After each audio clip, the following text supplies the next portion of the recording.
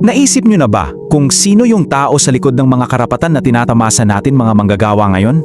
Well, ngayon pag-uusapan natin ang buhay ng isang higante sa kasaysayan ng Pilipinas. Walang iba kundi si Isabelo de los Reyes. Ang buong buhay at pakikipaglaban ni Don Belong, yan ang palayaw niya. Umikot sa iisang paniniwalang to. Para sa kanya, simple lang. Ang kaalaman, yan daw ang unang hakbang para makamit ang kalayaan. At itong ideya na to, ito yung naging guide niya sa lahat ng ginawa niya. Okay, so paano ba nagsimula ang lahat? Well, sa kanyang piniling sandata, ang panulat. Tara, tingnan natin kung paano hinubog ng mga salita yung isipan niya noong bata pa siya at kung paano niya to ginamit para maging instrumento ng pagbabago. So, sino nga ba itong si Don Belong? Well, isinilang siya sa Vigan, Ilocos Sur, at parang nasa dugo na niya talaga ang pagiging malikhain kasi yung nanay niya, siya yung sikat na Makata na si Leona Florentino. Kaya naman, mula sa pamanang yan, pinili niya ang sarili niyang sandata. Hindi espada ha, kundi panulat. At eto na nga ha, yung resulta. Grabe, 23 years old pa lang siya, itinatag na niya ang El Ilocano. Isipin niyo yun, ito yung kauna-unahang dyaryo sa buong Pilipinas na nakasulat sa sarili nating wika. At dito niya nilabas lahat eh. Ginamit niya tong platform para isulat at ilanpad yung mga pang-aabuso ng mga Kastila. Sobrang tapang na galaw para sa isang 23-year-old, di ba? Pero alam nyo, yung katapangan niyang yan din yung nagpabago sa takbo ng buhay niya. Dito napapasok yung isang malaking twist sa kwento niya. Tingnan natin kung paano siya namulat sa isang mas malawak na laban, hindi dito sa Pilipinas, kundi doon mismo sa Espanya. Dahil nga sa mga sinusulat niya na tinitignan nilang radikal, hindi ito pinalampas ng mga may kapangyarihan. Noong 1897, hinuli siya. At hindi lang yun, ipinatapon pa siya sa Castle of Montjuich sa Espanya. Alam mo, para sa iba, baka yun na yung sign para sumuko, di ba? Isang malaking dagok yun eh. So, ito na ba yun? Dahil lang sa rehas na bakal, matitigil na ba siya? Ito na ba talaga ang katapusan ng laban ni Don Belong? Ang sagot, isang malaking hindi.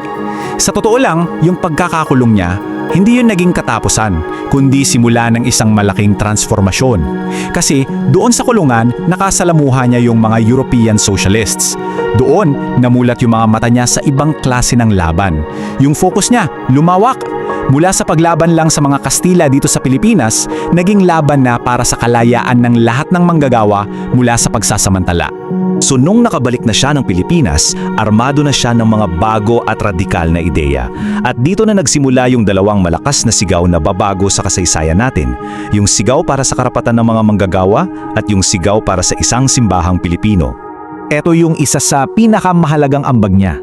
Itinatag niya ang Union Obrera Democratica o UOD noong Pebrero 2, 1902. Tandaan nyo yan kasi ito ang kauna-unahang formal na labor union sa buong kasaysayan ng Pilipinas. Grabe 'di ba? Isang napakalaking hakbang. At hindi sila nagpatumpik-tumpik, action agad. Una, inorganisa nila yung mga manggagawa. Pangalawa, pinangunahan nila yung pinakaunang malawakang strike sa buong bansa. At pangatlo, ipinaglaban nila yung karapatan na magkaroon ng 8-hour workday. Lahat yan for the first time. Talagang groundbreaking. Pero teka, hindi pa dyan natatapos. Hindi lang sa labor movement naging revolusyonaryo si Don Belong. May isa pa siyang malaking laban pero this time sa larangan ng pananampalataya. At dito, nakakilala siya ng isang napakahalagang partner, si Gregorio Aglipay. At ang naging resulta ng partnership nila? Yan ang Iglesia Filipina Independente o IFI. Alam niyo mas kilala natin to bilang Simbahang Aglipayano. At hindi lang to basta bagong simbahan. Para sa kanila, ito ay isang pag-alsa, isang deklarasyon ng independensya mula sa kontrol ng mga prailing Espanyol. Ang layunin, bigyan ang mga Pilipino ng sarili nilang simbahan. Isang simbahan na para sa Pilipino at pinapatakbo ng mga Pilipino. So, kung titingnan natin lahat to, ano nga ba talaga yung iniwang legacy ng lahat ng pinaglaban niya? Buuin na natin yung kwento at silipin ang kanyang hindi matatawarang pamana ng pagkakaisa. Grabe yung timeline niya, no? Pagbalik niya ng Pilipinas noong 1901, hindi siya nagpahinga.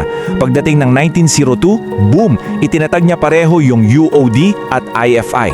Sa mga sumunod na taon, nagpatuloy pa rin siya sa serbisyong publiko. Nagsilbi pa mga siyang senador.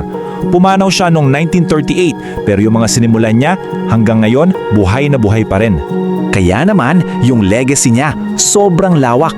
Si Don Belong, hindi lang siya isang tao, naging simbolo siya. Binigyan siya ng mga titulo. Ama ng Unionismo sa Pilipinas, Ama ng Sosyalismo sa Pilipinas. Isa siyang manunulat ng kasaysayan at folklore. At higit sa lahat, isa siyang tunay na haligi ng malayang pag-iisip. So, iwan ko kayo sa isang tanong na ito, na para sa akin ay ang pinakabuod ng buong buhay ni Don Belong. Ang pag-ibig daw sa bayan ay ang pagtiyak na ang bawat manggagawa ay may dangal. Sang-ayon ba kayo? Isang mahalagang paalala na ang laban para sa karapatan ng isang tao ay laban para sa buong bayan.